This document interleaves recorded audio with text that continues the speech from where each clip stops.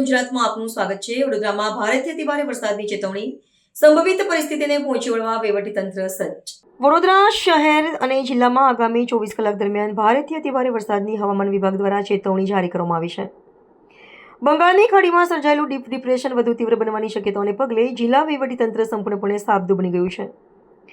સંભવિત આપત્તિને ધ્યાનમાં રાખીને સ્થાનિક તંત્ર દ્વારા પરિસ્થિતિ પર સતત નજર રાખવામાં આવી રહી છે અને તમામ સંબંધિત વિભાગોને એલર્ટ મોડ પર મૂકવામાં આવ્યા છે।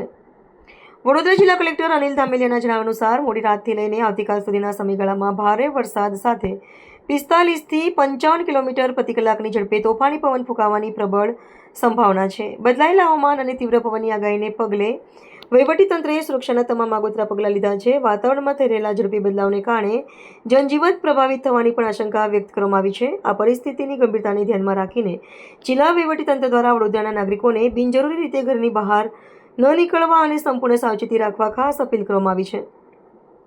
લોકોની સુરક્ષિત સ્થળે રહેવા અને વહીવટીતંત્ર દ્વારા અપાતી સૂચનાઓનું પાલન કરવા જણાવાયું છે। કટોકટીના સમયે તાત્કાલિક રાહત અને બચાવ કામગીરી હાથ ધરી શકાય તે માટે કંટ્રોલ રૂમ કાર્યરત કરી દેવામાં આવ્યા છે। સૌને નમસ્કાર, હું અનિલ ધામેલિયા, કલેક્ટર વડોદરા। આપ સૌ વડોદરાવાસીઓને એક અપીલ કરવા માંગુ છું। આજે સાંજે બંગાળની ખાડી તરફથી આવતું ડીપ ડિપ્રેશન એમની તીવ્રતા વધતી જઈ રહી છે અને ખાસ કરીને જ્યારે કોસ્ટલ ભાગમાં આવશે ત્યારે એમના મોઇશ્ચરના કારણે એમની તીવ્રતા ખૂબ વધારે થવાની શક્યતાઓ છે। ખૂબ તેજ ગતિથી આગળ આવે છે એટલે આ કિસ્સાની અંદર વડોદરા જિલ્લાની અંદર ઘણા બધા ભાગોની અંદર ભારેથી અતિભારે વરસાદ પડવાની આગાહી છે। મોટાભાગે મોડી રાતના સમયથી લઈને આવતીકાલના સમય દરમિયાન આ આગાહી છે એટલે આવતીકાલે ખાસ કરીને આપણે તકેદારીના તમામ પગલાઓ લેવા જોઈએ। વિશેષ કરીને પવનની ગતિ પણ આ ડિપ્રેશનની સાથે વધારે છે એટલે 45 થી લઈને 55 કિલોમીટર પર અવરની સ્પીડથી પવન પણ ફૂંકાવાની શક્યતાઓ છે। તમામ વડોદરાવાસીઓને મારી વિનંતી છે કે આગામી 24 કલાક દરમિયાન આપણા માટે વિશેષ કરીને સંકટ થોડું વધારે છે એટલે આપ વિશેષ કરીને સુરક્ષિત સ્થાન રહો, આપ પોતે સુરક્ષિત રહો એ માટેના તમામ પ્રયાસો આપણે કરવાના છે। તમામ શૈક્ષણિક સંસ્થાઓમાં આપણે આવતીકાલે રજા જાહેર કરી છે। આથી કોઈ પણ સંસ્થાન, ખાસ કરીને શૈક્ષણિક સંસ્થાન તો બંધ હોય છે, આ ઉપરાંત વોકેશનલ એજ્યુકેશનલ ઇન્સ્ટિટ્યૂટ હોય, પોલિટેકનિક હોય અથવા કોચિંગ ક્લાસ હોય, આ તમામે બંધ રાખવાના છે। કોઈ પણ ઇન્સ્ટિટ્યુશન ચાલુ ના રહે એ બાબતની તકેદારી રાખવાની છે। શક્ય હોય ત્યાં સુધી કંપનીઝ અને અન્ય એસ્ટાબ્લિશમેન્ટ વર્ક ફ્રોમ હોમ કરે એ દિશાનો પ્રયત્ન આપણે કરવાનો છે। આ સિવાય તમામ વ્યક્તિઓ પોતે સુરક્ષિત સ્થળોએ રહે, નદી કાંઠાના વિસ્તાર કે તળાવવાળા વિસ્તારની અંદર ના જાય એ બાબતે આપણે તકેદારી રાખવાની છે।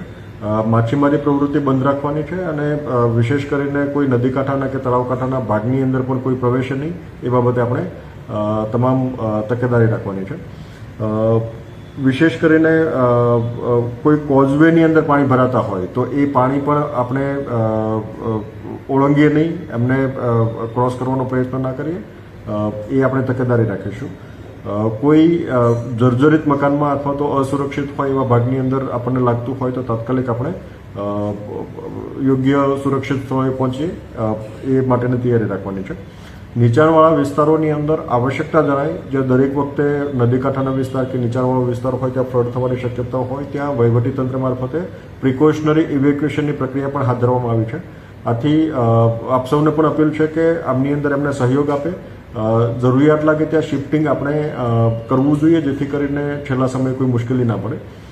સમગ્ર disaster management machinery active mode ઉપર છે। સમગ્ર રાત્રિ દરમિયાન પણ આપણે કંટ્રોલ રૂમ પણ ઓપન રાખીશું, લોકો પણ સતત એક્ટિવ રહેવાના છે। આપણી સમગ્ર મશીનરી એક્ટિવ છે।